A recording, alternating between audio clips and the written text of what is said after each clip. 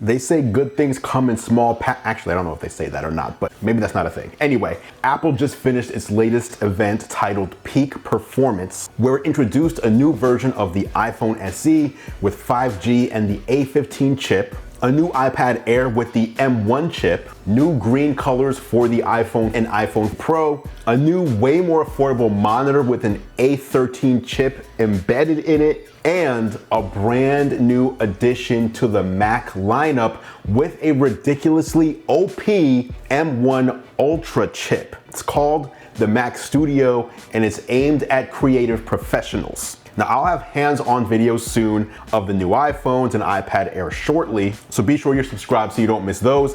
But in this video, I want to focus on the announcement that excited me the most, that being the Mac Studio. We haven't had a new Mac line introduced since Apple killed the iBook and introduced the MacBook way back in 2006. So you can see how big a deal this is to even Apple themselves. I already placed my order and my fully spec'd out Mac Studio will arrive in 10 days, ready to replace my 16-core Mac Pro with 2 Radeon Vega Pro 2 Duo cards and 768 gigabytes of RAM. Let me tell you why I'm excited about it. First, it's powered by the new M1 Ultra. Yes, Apple just announced a chip that is even more powerful than the M1 Max. What makes the M1 Ultra special is Apple's UltraFusion architecture, which allows them to fuse 2 separate M1 Max chips into a single massive SoC thanks to the 2.5 terabyte per second interprocessor connection that the M1 Max offers.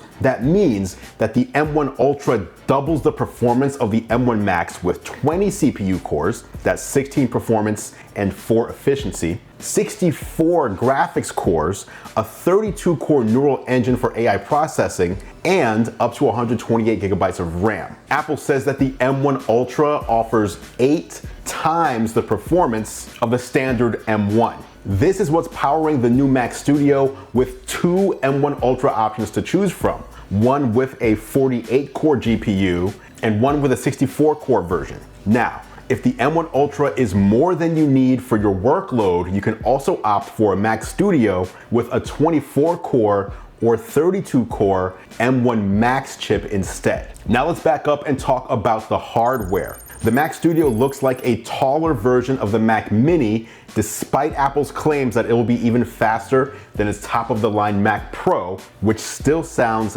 absolutely wild. The chassis is 3.7 inches tall with a length and width of 7.7 inches. Apple says it fits perfectly under most displays and will remain quiet even under heavy workloads, which isn't hard to believe if you've used an M1 Pro or M1 Max MacBook Pro. You've got an excellent array of ports here too. On the back, you'll find 4 Thunderbolt 4 ports, a 10 gigabit Ethernet port, which pairs nicely for me with my 10 gigabit fiber connection, 2 10 gigabit USB-A ports, an HDMI port, and a Pro audio jack that will work with high impedance headphones and speakers. Now on the front, you'll find 2 more Thunderbolt 4 ports if and only if you get the M1 Ultra model. If you get the M1 Max versions, those will be 2 USB-C ports instead. And those ports will be alongside a built-in SD card slot. Apple says you can use up to 4 Pro Display XDR monitors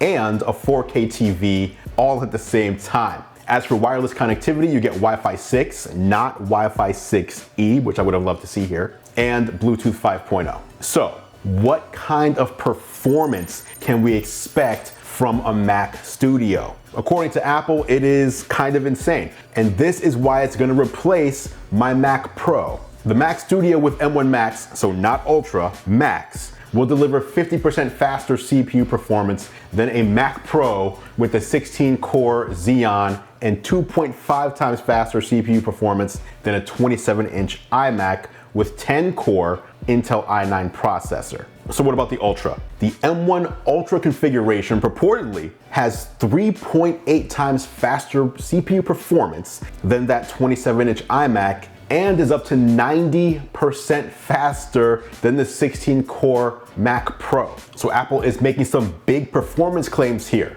In fact, they say the CPU performance is better than a 16-core PC desktop while using 100 watts less power, and it has comparable GPU performance when compared to the highest end discrete GPU while using 200 watts less power. Now, obviously we need to test this in real world scenarios, but if true, again, the performance per watt that you're getting from Apple Silicon is just on another level. Now, the Mac Studio is also compatible with Apple's new Studio Display and external monitor that was also unveiled today. The Studio Display has a 27-inch 5K screen that can reach 600 nits of brightness and also includes a 12-megapixel ultra-wide camera built in that supports center stage, that same feature for video calls that we've seen on the iPad line where the camera can follow you around and move and widen to include multiple people. The display also provides additional ports on the rear, including 3 USB-C ports and a Thunderbolt 4 port that you would plug into your Mac.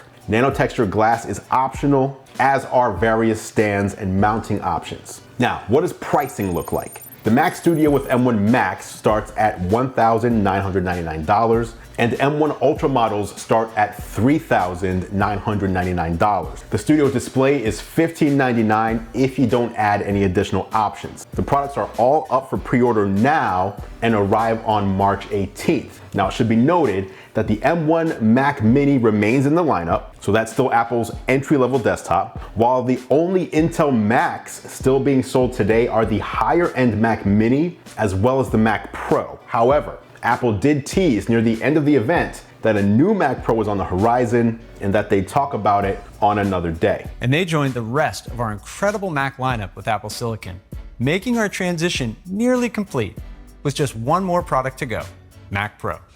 But that is for another day. I'm guessing that day will be WWDC this June. Meanwhile, the 27-inch iMac has been discontinued. There's no word if there's a replacement for it coming soon or if the Mac Studio plus Studio Display serves as that replacement. Now, are you picking up a Mac Studio? Let me know in the comments down below. I'll meet you there for further discussion. Thanks for watching as always, guys. I appreciate your support. I'm Andrew Edwards, and I'll catch you in the next video.